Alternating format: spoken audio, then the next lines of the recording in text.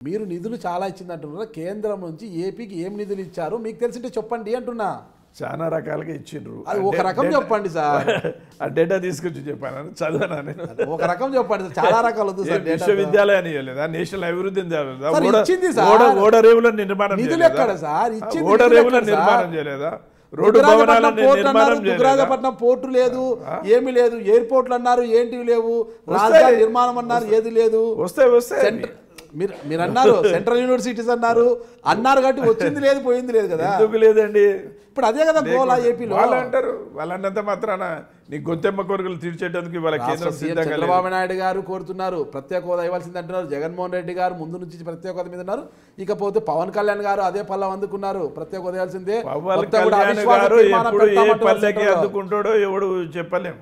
పవన్ కళ్యాణ్ గారు అది చూస్తూనే ఉన్నాం కదా, తెలంగాణలో ఒక మాట చెప్తాడు, ఆంధ్రలో ఇంకొక మాట చెప్తాడు. తెలంగాణలో ఆంధ్రాలో ఏమేమి చెప్తున్నాడు ఆయన, చెప్తూనే ఉన్నాడు కదా, చూస్తలేవా నువ్వు? నేను చూడలేదు, మీ ద్వారా తెలుసుకుంటాం అనుకుంటున్నా. ఏం చెప్పారు అందరి గురించి నేను చెప్తే ఎట్లా చెప్పు, మీరు చెప్పడానికే ఉండేదన్నమాట. పవన్ కళ్యాణ్ గారు తెలంగాణలో ఏం చెప్పారు, ఏపీలో ఏం చెప్పారు, అక్కడొక పల్లవి ఇక్కడొక పల్లవి. ఆ పల్లవి ఏదో మీరు చెప్తే పల్లెంలో కూర్చుందాం అనుకుంటున్నా కానీ నేను చరణాన్ని తీసుకుంటాం అనుకుంటున్నా. పల్లవి నుంచి చరణం కాదు, అవుతుందా లేదా అనేది కాదండి సాంబమూర్తి గారు. ఇక్కడ పవన్ కళ్యాణ్ గారు ఏం మాట్లాడుతున్నారు ఒకసారి వివరించి చెప్పండి. ఇక నేను కామెంట్ చేయదలుచుకోవాలి అందరి గురించి. ఓకే అంటుంటారు కానీ కామెంట్ చేయాలన్నమాట మీరు.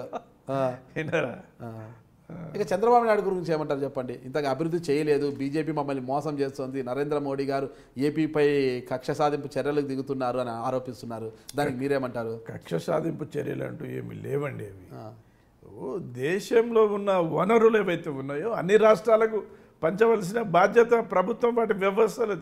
నీకు ఆంధ్ర తెలంగాణకే మొత్తం బడ్జెట్ అంతా నిధులు కేటాయించమంటే ఎట్లా? కనీసం రైల్వే జోన్ గురించి కూడా ఏం చెప్పలేదు, పోర్టుల గురించి ఏం చెప్పలేదు మొన్న బడ్జెట్లో. ఇంకా ఏం నిధులిచ్చారండి? రైల్వే జోన్ కావాలో మహాప్రభు అని గోల చేస్తున్నారు కదా. విశాఖపట్నం కడుగుతున్నారు, అన్ని వసతులు ఉన్న గుంతకల్లికి రైల్వే జోన్ కావాలంటున్నారు. గుంతకల్లికి కూడా రైల్వే జోన్ ఇచ్చే పరిస్థితి ఈ రోజుల్లో సమస్య సాల్వ్ చేసేటందుకు మా మంత్రి గారు నేషనల్ హైవే ఏముందండి, ఇక పోతే 2-3 నెలలు పోతే మీకు బెంగళూరు ఎన్నికలు వస్తాయి. బెంగళూరు ఎన్నికల్లో గోల అయిపోతారు.